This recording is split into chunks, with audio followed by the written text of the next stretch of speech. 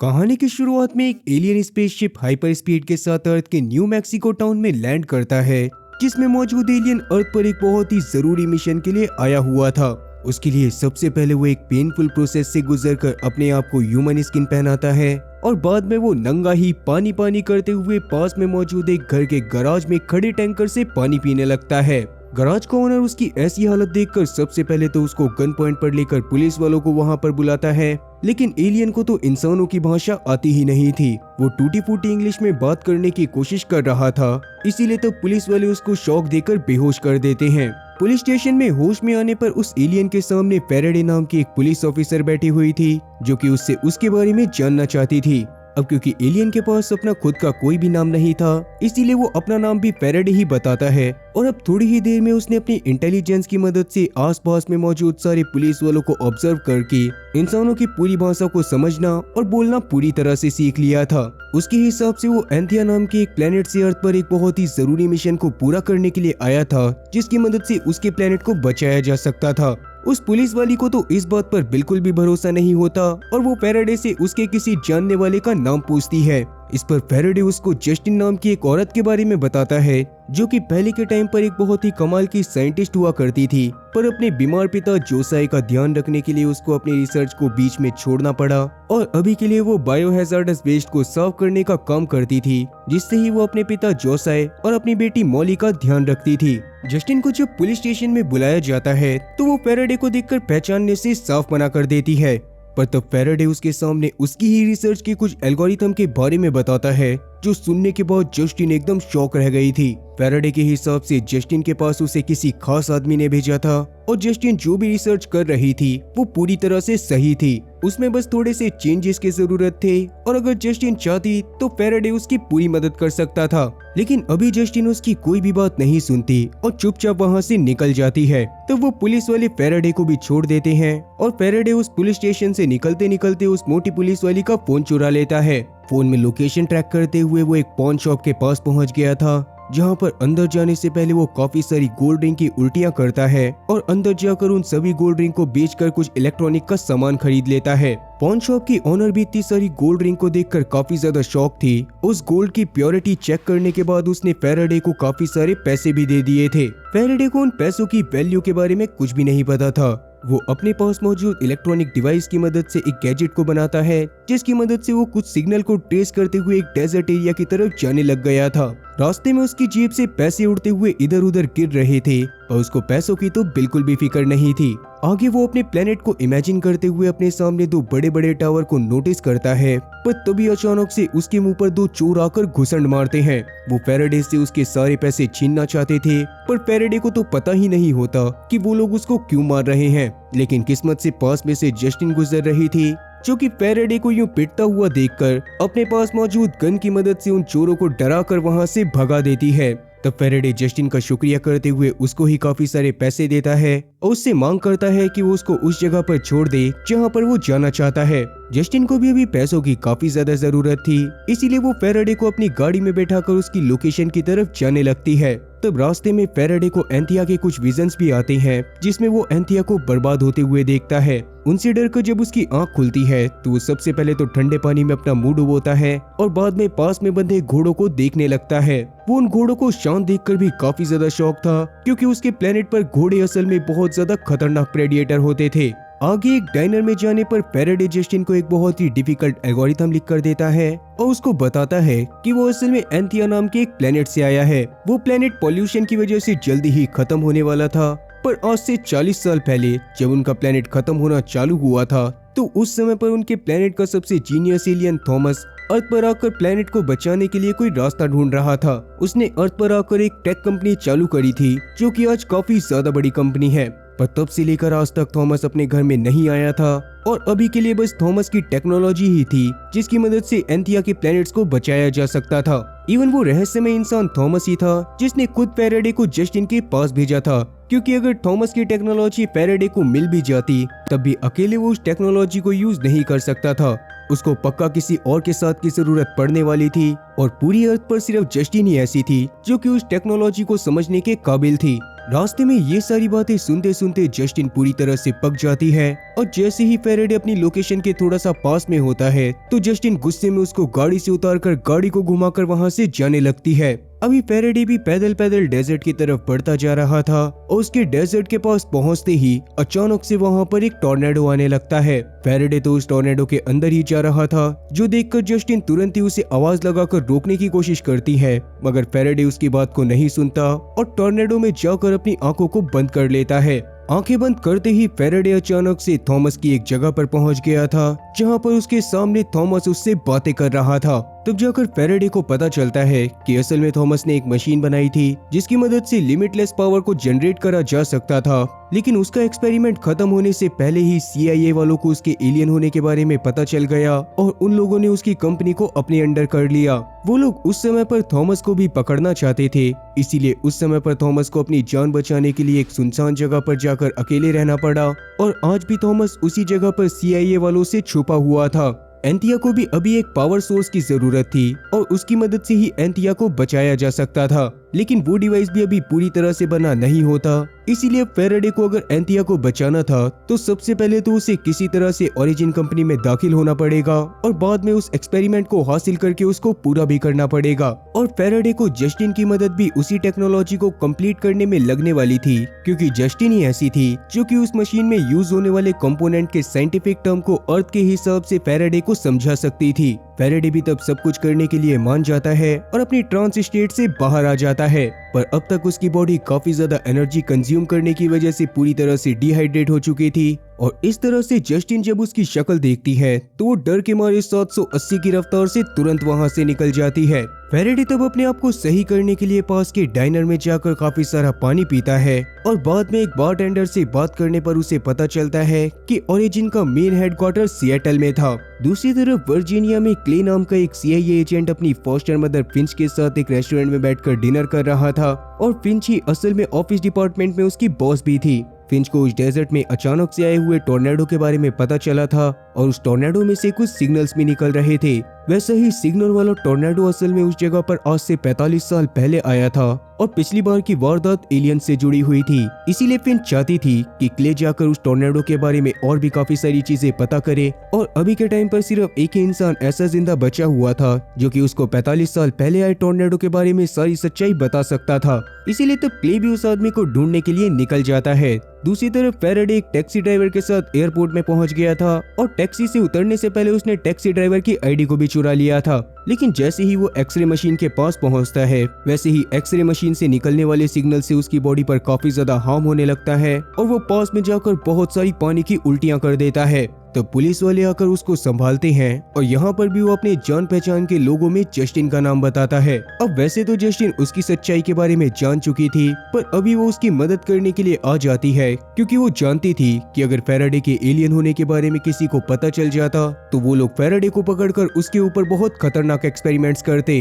अब फेरेडे को छुड़वाकर जस्टिन उसको अपने घर में ही लेकर जा रही थी, क्योंकि कहीं ना कहीं अब वो फेरेडे की मदद करना चाहती है। तब फेरेडे जस्टिन को बताता भी है कि असल में उसे जस्टिन की मदद न्यूक्लियर फ्यूजन प्लाज्मा मॉडल बनाने के लिए है, जो कि एनर्जी का एक लिमिटलेस सोर्स था। अपनी रिसर्च को छोड़ने से पहले खुद जस्टिन भी उसके ऊपर वर्क कर रही थी और वो लगभग उस काम को खत्म कर चुकी थी। वहीं क्ले उस आदमी को ढूंढते हुए अलास्का के जंगलों में पहुंच गया था, पर जैसे ही वो जंगल में मौजूद एक घर के पास जाता है वैसे ही ग्रॉगरी नाम का एक बूढ़ा आदमी उसके ऊपर अटैक करके उसको बेहोश कर देता है। इसके बाद जब क्ले की आंख खुलती है तो वो ग्रॉगरी के घर के अंदर चेयर से बंधा हुआ था और ग्रॉगरी उससे जानना चाहता था कि वो उस जगह पर क्यों आया है। पर जैसे ही क्ले उसको सिग्नल वाले टॉर्नेडो के बारे में बताता है वैसे ही ग्रॉगरी डरते हुए एलियन और ह्यूमन की लड़ाई के बारे में कुछ बातें करने लगता है और बाद में गन से खुद को ही शूट करके खत्म कर लेता है। ग्रॉगरी के इस तरह के रिएक्शन को देखकर क्ले ये बात तो समझ गया था कि ग्रॉगरी के घर में उसे एलियन से रिलेटेड कुछ न कुछ तो जरूर मिलेगा।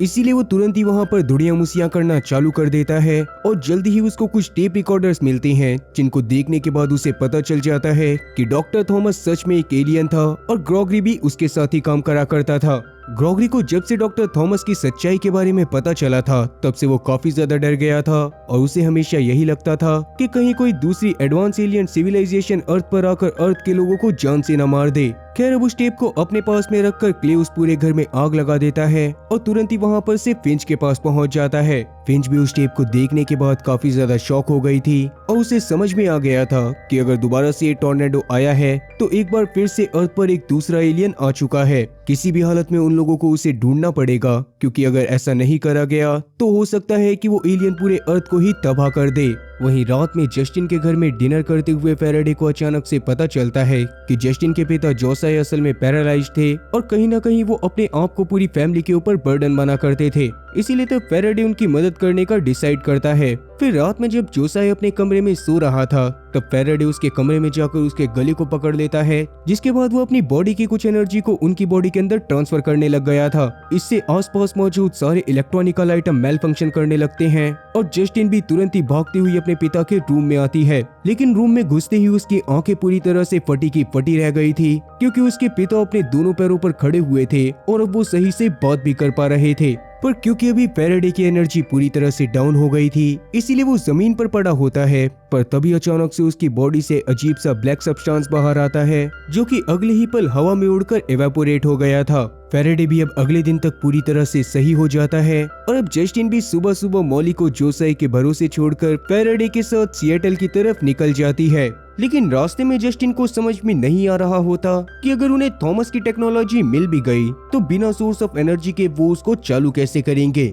इस पर फैराडे कार रुकवाकर जस्टिन को पास में पड़ी हुई एक खराब ऑयल डेकर मशीन के पास लेकर जाता है और अपने पास में से एक लोटस जैसा ग्लोइंग डिवाइस निकालकर उस मशीन के अंदर डाल देता है, जिससे अचानक से वो oil decker machine properly work करने लग गई थी। और असल में ये छोटा सा डिवाइस एक तरह का क्वांटम फ्यूजन पावर सोर्स था, जिसकी मदद से लंदन जैसे एक बहुत ही बड़े शहर को 1 साल तक बिना किसी दिक्कत के बिजली दी जा सकती थी। लेकिन ये वाला डिवाइस बस एक प्रोटोटाइप था और उसमें लिमिटेड ही पावर थी। पर थॉमस के एल्गोरिथम की मदद से वो इस छोटे से डिवाइस को लिमिटलेस पावर सोर्स में कन्वर्ट कर सकते थे, क्योंकि थॉमस का प्रोजेक्ट एक डिवाइस के साथ साथ एक तरह का ब्लूप्रिंट भी था, जिससे लिमिटलेस सोर्स ऑफ एनर्जी को बनाया जा सकता था। अब आगे चलते हुए वो लोग पास के एक मोटल में रात बिताते हैं, जहां बातें करने पर जस्टिन को ये बात पता चलती है कि अर्थ भी अब धीरे धीरे काफी ज्यादा विकसित हो रहा है और अगर इसी तरह से हालात चलते रहे तो आगे आने वाले 2030 तक यहाँ पर गर्मी काफी ज्यादा बढ़ जाएगी और यहाँ का पानी भी पूरी तरह से सूखने लगेगा, जिससे ओवरऑल पोल्यूशन बढ़ जाएगा और अर्थ भी पूरी तरह से बर्बाद हो जाएगी। तब जस्टिन डिसाइड करती है कि अगर वो लोग एक लिमिटलेस पावर सोर्स को बनाने में कामयाब हो जाते हैं तो उसके ब्लूप्रिंट को फैराडे इसी जगह पर छोड़ देगा, ताकि अगर बाद में अर्थ पर कोई भी ऐसी सिचुएशन आए तो वो लोग भी अर्थ पर लिमिटलेस सोर्स ऑफ एनर्जी को बनाकर ह्यूमैनिटी को बचा सकें। वहीं दूसरी तरफ क्ले अभी किसी भी हालत में थॉमस को ढूंढना चाहता था, जिसके लिए वो फिंच से परमिशन लेता है और लीसा नाम की एक औरत के पास जाकर उसे अपनी टीम में शामिल कर लेता है। वहीं जस्टिन और फैराडे भी अगली सुबह तक सिएटल शहर में पहुंच गए थे, जहां जाने के बाद जस्टिन फैराडे को हैच नाम के एक आदमी के पास ले जाती है, जो कि अब ओरिजिन कंपनी का मालिक था। असल में CIA वालों ने ओरिजिन कंपनी को थॉमस से लेकर एक बूढ़े आदमी को दे दिया था, जिसके 2 बच्चे थे, जिसमें से एक का नाम ईडी होता है और दूसरा हैच था। ईडी ही अभी ओरिजिन कंपनी में सारे कारोबार को संभाला करती थी, पर क्योंकि हैच काफी ज्यादा क्लमसी था, इसी वजह से उसको ईडी ने कंपनी से बाहर निकाल दिया था। फैराडे तब अपने लिखे हुए एल्गोरिथम हैच को दिखाता है, जो देखने के बाद हैच पूरी तरह से शॉक हो गया था, क्योंकि उसने ऑलरेडी उन एल्गोरिथम को अपनी कंपनी के कुछ पेटेंट्स पर देखा था और फाइनली अब उसे ये बात भी समझ में आ गई थी कि फैराडे भी एक एलियन है। पर क्योंकि फैराडे की मदद से सच में वो लोग क्वांटम फ्यूजन पावर सोर्स को बना सकते थे, इसीलिए तब हैच भी उन लोगों की मदद करने का डिसाइड करता है। कंपनी में एंटर करवाने के लिए वो उनको अपने साथ कंपनी के ही एक एग्जीबिशन में लेकर जाने वाला था, जहां पर अपना बस प्रोटोटाइप दिखाकर वो लोग बड़े आराम से उस कंपनी के अंदर दाखिल हो सकते थे। लेकिन यहाँ पर सबसे बड़ी दिक्कत ये थी कि वो एग्जीबिशन अलास्का में होने वाला था और जस्टिन ड्राइव कर अगले दिन तक अलास्का नहीं पहुँच सकती थी। पर वो लोग एयरपोर्ट से भी नहीं जा सकते थे, क्योंकि वहाँ पर मौजूद एक्सरे मशीन की वजह से फैराडे को काफी ज्यादा प्रॉब्लम होती। इसीलिए तब हैच अपने कुछ कॉन्टेक्ट की मदद से एक प्राइवेट जेट का इंतजाम करवाता है और वो लोग एक प्राइवेट जेट की मदद से अलास्का की तरफ जाने लगते हैं। लेकिन हवा का प्रेशर चेंज होने की वजह से फैराडे की बॉडी अचानक से एक बलून की तरह वर्क करने लग गई थी और जस्टिन उसके फेस को दबा दबा कर उसकी बॉडी को फटने से रोक रही थी। एयर होस्टेस तो ये देखने के बाद काफी ज्यादा शॉक हो जाती है, पर हैच वहाँ पर ये बोलकर बात को संभाल लेता है कि ये सारी चीजें बस एक एलर्जी की वजह से हो रही थी। अब थोड़ी ही देर में वो लोग अलास्का की एक बहुत ही शानदार पार्टी में पहुंच गए थे, जहां पर काफी सारे साइंटिस्ट अपने नए नए प्रोजेक्ट को दिखाने वाले थे ताकि उनको पूरा करने के लिए वो ओरिजिन कंपनी से फंडिंग ले सके। हैच को वहां पर देखकर सब लोग उसका काफी ज्यादा मजाक बना रहे थे, इसीलिए तब हैच तुरंत ही ईडी के पास जाकर उससे एक मौका मांगता है, पर ईडी उसको सबके सामने काफी ज्यादा बेइज्जत करती है। लेकिन हैच अभी हार नहीं मानता। उस पार्टी के दौरान फैराडे की एक तोते से काफी ज्यादा बहसबाजी भी हो गई थी और ये सीन सच में काफी ज्यादा फनी था। खैर अब सारे साइंटिस्ट जब अपनी अपनी रिसर्च को एडी के सामने रख रहे थे, तो उस समय पर फैराडे तुरंत ही एक साइंटिस्ट की रिसर्च को देखकर उसकी इक्वेशन को जाकर सबके सामने सही करता है, जो देखने के बाद सब लोग काफी ज्यादा शॉक हो गए थे। इसके बाद तुरंत ही फैराडे ने वहाँ पर अपने डिवाइस के प्रोटोटाइप को निकाल दिया था, जिससे आसपास की सारी बिल्डिंग पूरी तरह से जगमगाने लगती हैं। ये देखकर तो एडी समेत सारे लोग पूरी तरह से शॉक हो जाते हैं और एडी अब फैराडे के प्रोजेक्ट को ही फंड करने का डिसाइड करती है। अब इस प्रोजेक्ट के प्रोटोटाइप की वजह से ही फैराडे इतना ज्यादा पॉपुलर हो गया था कि अगली सुबह तक उसके होटल रूम में काफी बड़ी बड़ी टेक कंपनी से काफी सारे गिफ्ट्स आने लग गए थे। वहीं लिसा अभी भी थॉमस के बारे में पता करने में लगी हुई होती है और तब उसको मैरी नाम की एक नन के बारे में पता चलता है, जिसके साथ पहले के समय पर थॉमस रहा करता था। अब जैसे ही लिसा इस बारे में क्ले को बताती है, तो क्ले तुरंत ही मैरी से मिलने के लिए चला तो जाता है, लेकिन मैरी से बात करके भी उसको थॉमस की लोकेशन के बारे में कुछ भी पता नहीं चलता। वहीं अभी फैराडे, जस्टिन और हैच को मीटिंग करने के लिए ईडी ने अपने घर में बुलाया था, जहां पर उसका छोटा बेटा क्लाइव भी मौजूद होता है। उस मीटिंग के दौरान ईडी चाहती थी कि फैराडे के प्रोजेक्ट में जस्टिन का कोई भी रोल ना रहे, क्योंकि जस्टिन के एक प्रोजेक्ट की वजह से उसके पति की जान चली गई थी और इसी वजह से उसे पहले के समय पर ओरिजिन कंपनी से निकाल दिया गया था। पर अभी फैराडे इन सारी बातों के ऊपर ज्यादा ध्यान नहीं देता और उन लोगों से बस थॉमस के बारे में पूछने लगता है। इस पर क्लाइव से उसको म्यूजिक के कुछ नोट्स के बारे में पता चलता है, जो कि पहले के टाइम पर थॉमस उसी जगह पर छोड़ गया था और अभी भी उन नोट्स के रिकॉर्ड क्लाइव के पास पड़े हुए थे। क्लाइव तब अकेले में फैराडे को अपने रूम में उन नोट्स को सुनाने के लिए लेकर जाता है, पर वहाँ पर जाने के बाद वो स्मोकिंग करने लग गया था, जिससे फैराडे की हालत बुरी तरह से बिगड़ने लगती है। क्लाइव तब फैराडे से जानना चाहता था कि वो असल में कौन है, पर फैराडे उसको उन नोट्स को सुनाने के लिए फोर्स करता रहता है। इसके बाद जैसे ही उन नोट्स को प्ले करा जाता है, तो फैराडे को पता चलता है कि उन नोट्स में थॉमस ने अपनी बीवी के लिए एक आखिरी मैसेज छोड़ा था, जो कि एंथिया प्लैनेट पर 40 साल पहले रह गई थी। उन म्यूजिक के प्ले होते ही पास में मौजूद सारे के सारे घोड़े काफी ज्यादा गुस्से में भी आ गए थे और वो क्लाइव के रूम के पास आकर उसके कांच के ऊपर अटैक करने लगते हैं। फैराडे तो पास में मौजूद एक बॉल को उठाकर तुरंत ही सारे कांच को तोड़ देता है, क्योंकि उसे समझ में आ रहा था कि कहीं ना कहीं ह्यूमंस ने थॉमस के दिमाग के ऊपर इतना ज्यादा असर डाला था कि थॉमस जैसा स्ट्रॉन्ग मैन भी काफी ज्यादा अकेला पड़कर पूरी तरह से टूट गया। उसको इस तरह से रोता हुआ देखकर तुरंत ही जस्टिन उसके पास आकर उसे संभालने लगती है और उसे समझाती है कि ह्यूमंस में काफी अलग अलग तरह के इमोशंस होते हैं। उस तरह के इमोशन फैराडे के प्लैनेट्स में नहीं हुआ करते थे, इसीलिए उसे ऐसी चीजें फील करने के बाद काफी ज्यादा अजीब लग रहा था। दूसरी तरफ लिसा को रिसर्च करते हुए फैराडे के प्रोजेक्ट के बारे में पता चल जाता है और वो फैराडे के एलियन होने के बारे में समझ जाती है। तुरंत ही वो इस बारे में क्ले को बताती है और क्ले भी फैराडे की लोकेशन की तरफ जाने के लिए निकल जाता है। थोड़ी ही देर में वो ईडी के पास पहुंच गया था, पर तब तक फैराडे, जस्टिन और हैच वहां से जा चुके होते हैं। क्ले के दिमाग में एक अलग ही प्लान चल रहा होता है, इसीलिए वो ईडी से फैराडे के प्रोजेक्ट पर पैसे लगाने को बोलता है और अभी उसे फैराडे के एलियन होने के बारे में कुछ भी नहीं बताता। शुरू में तो ईडी ने उसके मुंह पर इस काम को करने से साफ मना कर दिया था, पर क्योंकि ओरिजिन कंपनी को CIA वालों ने ही ईडी के पिता को दिया हुआ था, इसीलिए अगर वो चाहते तो वो ओरिजिन कंपनी के ऊपर वापस से अपना कब्जा कर सकते थे। तो मजबूरन ईडी को भी उसकी बात को मानना पड़ता है और रात के डिनर पर वो एक बार वापस से फैराडे, हैच और जस्टिन को अपने घर में बुलाती है। उसी टाइम पर फैराडे के सामने ये चीज भी आती है कि पहले के टाइम पर जस्टिन भी quantum fusion power supply device के ऊपर काम कर रही थी और उसको उस एक्सपेरिमेंट को करने की इतनी ज्यादा जल्दी थी कि उसने विदाउट परमिशन ही उस डिवाइस को अपने पति के ऊपर यूज करा था, जिससे मौके पर ही उसके पति की डेथ हो गई थी और बाद में उसको कंपनी से निकाल दिया गया था। जस्टिन इस बात की वजह से वैसे ही काफी ज्यादा दुखी होती है, लेकिन तब वो फैराडे के सामने कन्फेस भी करती है कि उस समय पर वो क्वांटम एनर्जी को जनरेट भी कर पाई थी और क्योंकि अभी के वर्ल्ड के हिसाब से थोड़ी सी भी क्वांटम एनर्जी जनरेट करना नेक्स्ट टू इम्पॉसिबल था, इसीलिए तब जाकर फैराडे को समझ आ जाता है कि जस्टिन सच में काफी ज्यादा जीनियस है और इसीलिए थॉमस ने फैराडे को जस्टिन के पास भेजा था। इसीलिए तब फैराडे साफ कह देता है कि अगर जस्टिन उसके प्रोजेक्ट में साथ नहीं रहेगी तो वो भी ओरिजिन कंपनी के साथ कोई डील साइन नहीं करेगा। इसीलिए तब ना चाहते हुए भी ईडी को जस्टिन के साथ भी डील को साइन करना पड़ता है और डील मिलने के बाद फैराडे और जस्टिन काफी ज्यादा खुश होते हैं और क्योंकि अब जस्टिन को काम मिल गया था, इसीलिए वो अपनी फैमिली को भी इसी जगह पर लाना चाहती थी। अभी वो 3 दिन के लिए अपने गांव की तरफ चली जाती है ताकि वो जोसाई और मॉली को भी वहां पर लेकर आ सके। फैराडे तब उसको रोकने की कोशिश कर रहा था क्योंकि जल्दी से जल्दी वो थॉमस की मशीन पर काम करना चालू करना चाहता है, पर अभी जस्टिन उसे कुछ टाइम को अकेले ही वर्क करने को बोलकर वहां से चली जाती है।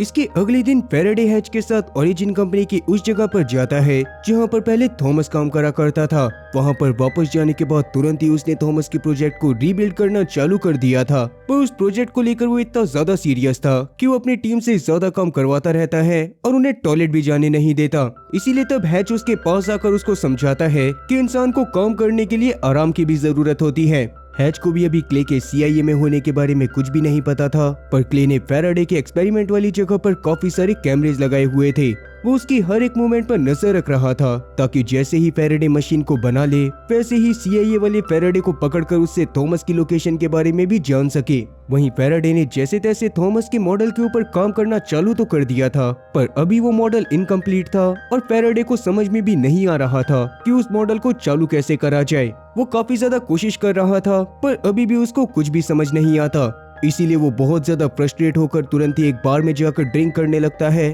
और वहाँ पर उसकी मुलाकात एक औरत से होती है। वो औरत थॉमस की सच्चाई के बारे में जानती थी और उसके साथ वो पहले काम भी कर चुकी थी। वो फैराडे से मिलकर उसको मोटिवेट करती है और एंथिया की हिस्ट्री के बारे में याद दिलवाती है। असल में अर्थ और एंथिया ये दोनों प्लेनेट ही एक समय पर स्पेस में टकरा गए थे, जिसके बाद से ही उनमें लाइफ फॉर्म पनपनी चालू हुई थी। अर्थ पर ह्यूमंस अपने हिसाब से जीना पसंद करते थे और उनके पास काफी सारे इमोशंस थे। वहीं एंथियंस काफी ज्यादा सिस्टमैटिक थे और वो हर एक काम को सिस्टम के हिसाब से करना पसंद करते थे। वो लोगों के प्रोफेशन को भी अपने पास मौजूद टेक्नोलॉजी की मदद से ही चूज करा करते थे, जिससे उनके मन में किसी के भी काम को लेकर कोई भी इमोशन नहीं होता था। वो बाकी सारे इमोशंस को भी फील नहीं कर पाते थे और इसीलिए थॉमस ने इसी तरह की टेक्नोलॉजी को बनाया था जिसे सिर्फ कोई इंसान ही समझ सके। इसीलिए अभी अगर फैराडे को थॉमस के प्रोजेक्ट को चालू करना था तो उसको और ज्यादा इंसानों की तरह बनना पड़ेगा और अलग अलग इमोशन के बारे में सीखना पड़ेगा। ये जानकर फैराडे तुरंत ही उस औरत को अपने साथ उस मॉडल के पास लेकर जाता है, लेकिन वो औरत ना जाने क्यों पर थॉमस के मॉडल को पागलों की तरह तोड़ने की कोशिश करने लगती है। फैराडे तब उसको रोकने की कोशिश करता है पर अभी भी वो नहीं रुकती, जिस कारण से फैराडे को इतना ज्यादा गुस्सा आता है कि वो उसको इधर उधर धक्का देते हुए बहुत बुरी तरह से मारने लगता है। मगर अचानक से जब फैराडे की नजर एक शीशे में पड़ती है तो वो पूरी तरह से शॉक हो जाता है, क्योंकि उसके साथ वो औरत असल में थी ही नहीं। रियलिटी में वो औरत बस उसकी सोच थी जो कि ड्रिंक करने की वजह से उसको अपने सामने दिखाई दे रही थी। और अभी जब फैराडे मॉडल को वापस से ध्यान से देखता है तो कुछ सोचते हुए वो पास में पड़े ट्रांसपेरेंट बोर्ड को मॉडल के सामने लगाने लगता है, जिससे धीरे धीरे अब उसको समझ में आने लग गया था कि थॉमस का मॉडल उनके ही प्लेनेट के जियोग्राफिकल स्ट्रक्चर पर बेस्ड था। जो जानकर थॉमस को काफी ज्यादा खुशी होती है क्योंकि फाइनली वो उस मॉडल को समझ गया था। लेकिन अभी भी सबसे बड़ी दिक्कत ये थी कि उसे उस मॉडल को चालू करना नहीं आता था। दूसरी तरफ हैच अचानक से जब एक बार एडी के ऑफिस में जाता है तो वहाँ पर क्ले से बात करने के बाद उसे क्ले की सच्चाई के बारे में सब कुछ पता चल गया था। इवन अब तक क्ले ने ईडी को भी बता दिया था कि फैराडे असल में एक एलियन है और उन्हें ये लग रहा था कि शायद फैराडे वहाँ पर ह्यूमंस को खत्म करने के लिए कोई बहुत ही खतरनाक डिवाइस बना रहा है। पर जब तक उनके पास फैराडे के खिलाफ कोई एविडेंस नहीं थे तब तक वो फैराडे को अरेस्ट नहीं कर सकते थे। वहीं दूसरी तरफ अब फैराडे को उस मॉडल को चालू करने के लिए जस्टिन की जरूरत थी। जस्टिन भी अब तक अपनी फैमिली को लेकर शहर में शिफ्ट हो गई होती है, पर अभी उसका सारा ध्यान जोसाई के ऊपर था, क्योंकि जोसाई की हालत धीरे धीरे काफी ज्यादा अजीब होती जा रही थी और वो अजीबोगरीब सी हरकतें करता रहता था। कभी वो होने वाली चीजों को पहले ही भांप लेता था, कभी वो रोड के बीच में जाकर मधुमक्खी के छत्ते को देखने लगता था और कभी अचानक से वो दीवारों पर कॉम्प्लेक्स मैथमेटिकल इक्वेशन लिखने लगता था। ये सब फैराडे का जोसाई के ऊपर अपनी पावर का यूज करने का असर था और अब धीरे धीरे जोसाई का डीएनए भी चेंज होकर एक एंथियन के डीएनए की तरह बन रहा था। अब एक दिन जब जोसाई मॉली को लेकर स्कूल छोड़ने के लिए जा रहा होता है तभी अचानक से वो एक गिटार शॉप में चला जाता है और वहाँ रखे गिटार को बजाने लगता है। वो गिटार को एकदम परफेक्टली बजा रहा था, जबकि आज से पहले उसने कभी भी गिटार को नहीं बजाया था। ये देखकर शॉप का ओनर भी काफी ज्यादा शॉक होता है, पर तभी अचानक से जोसाई को एक स्ट्रोक आता है और उसको हॉस्पिटल में एडमिट करवाना पड़ता है। हॉस्पिटल में तब जस्टिन फैराडे के ऊपर काफी ज्यादा गुस्सा भी करती है, क्योंकि ये सारी चीजें फैराडे की वजह से ही हो रही थी। और अब यहाँ पर सबसे बड़ी दिक्कत ये भी थी कि वो लोग जोसाई का इलाज किसी भी नॉर्मल अस्पताल में नहीं करवा सकते थे, क्योंकि अगर उसके डीएनए चेंज होने के बारे में डॉक्टर्स को पता चल जाता तो जोसाई के लिए एक बहुत ही भारी मुसीबत हो जाती। इसीलिए तब हैच अपने एक पर्सनल डॉक्टर टेडी से जोसाई का इलाज करवाता है, जो खुद भी जोसाई के डीएनए को चेंज होता देखकर काफी ज्यादा शॉक था। पर जोसाई के टेस्ट करने के बाद वो बताता है कि जोसाई तो एकदम नॉर्मल है, उसका बस डीएनए धीरे धीरे चेंज हो रहा था और एक बार जैसे ही उसका डीएनए पूरी तरह से चेंज हो जाता तो जोसाई भी एकदम नॉर्मली बिहेव करने लगता। अब इसके अगले ही दिन जोसाई एक पेपर पर कुछ अजीब से नंबरों को लिखता है, जिसको फैराडे देखने के बाद काफी ज्यादा शॉक हो गया था। वो जोसाई के द्वारा लिखे गए नंबर और साथ ही वो पहले की इक्वेशन असल में म्यूजिकल नोट थे, जिनकी मदद से ही थॉमस के प्रोजेक्ट को चालू करा जा सकता था। थॉमस को भी जैज म्यूजिक काफी ज्यादा पसंद था, इसीलिए उसके मॉडल की जैज म्यूजिक थी। अब तक जो जस्टिन फैराडे के ऊपर काफी ज्यादा गुस्सा कर रही थी, वो भी ये सारी बातें जानकर काफी ज्यादा शॉक होती है। और क्योंकि अब उनका मॉडल वर्क करने वाला था, इसीलिए वो लोग तुरंत ही एक पियानो को लेकर जोसाई के साथ लैब के अंदर जाते हैं और वहाँ पर जोसाई से उन नोट्स को प्ले करने को बोलते हैं। फैराडे भी तब जोसाई की मदद कर रहा था और जैसे ही वो लोग उस मॉडल के सामने उस पियानो को बजाना चालू करते हैं, वैसे ही वो मॉडल सच में वर्क करना चालू कर देता है। इससे आसपास में मौजूद सारी बिल्डिंग जगमगाने लगी थी, जो देखने के बाद क्ले और एडी के तो होश उड़ गए थे। इसका मतलब कि अब वो मशीन चालू हो गई है, पर अभी भी उस मॉडल को पूरी तरह से बनाना बचा हुआ था। अब क्या फैराडे जस्टिन के साथ मिलकर उस मॉडल को कंप्लीट करके अपने प्लेनेट को बचा पाएगा, या फिर सीआईए वाले पहले ही उसको पकड़कर जेल के अंदर डाल देंगे? जानता हूँ ये सवाल काफी ज्यादा गंभीर है, पर वीडियो काफी ज्यादा बड़ी हो चुकी है, तो इस सवाल का जवाब आपको कल ही इस वीडियो के सेकंड पार्ट में मिलेगा। मतलब कि इस बार आपको इस वीडियो के सेकंड पार्ट के लिए ज्यादा वेट नहीं करना पड़ेगा। पर आपको ये पार्ट कैसा लगा, इस बारे में कमेंट सेक्शन में जरूर बताना। साथ ही कमेंट सेक्शन पे ये बात भी बताना कि कौन किस टाइम पर फ्री रहता है, तो जिस टाइम पर सबसे ज्यादा लोग फ्री रहा करेंगे, उसी टाइम पर मैं इस वीडियो के सेकंड पार्ट को अपलोड कर दूंगा। इसीलिए अगर अभी किसी ने चैनल को सब्सक्राइब नहीं करा है, तो चैनल को सब्सक्राइब भी कर लेना, ताकि जैसे ही मैं वीडियो के सेकंड पार्ट को अपलोड करूँ, वैसे ही आप लोगों के पास नोटिफिकेशन पहुँच जाए। बाकी उम्मीद है कि एक्सप्लेनेशन अच्छी लगी होगी, और अगर एक्सप्लेनेशन अच्छी लगी हो तो चैनल को सब्सक्राइब करना और बेल नोटिफिकेशन को ऑल पर सिलेक्ट करना और वीडियो को भी लाइक करना। मैं ऐसी ही और मजेदार एक्सप्लेनेशन वीडियोस लाता रहूंगा। क्या तब तक के लिए टाटा और गुड बाय।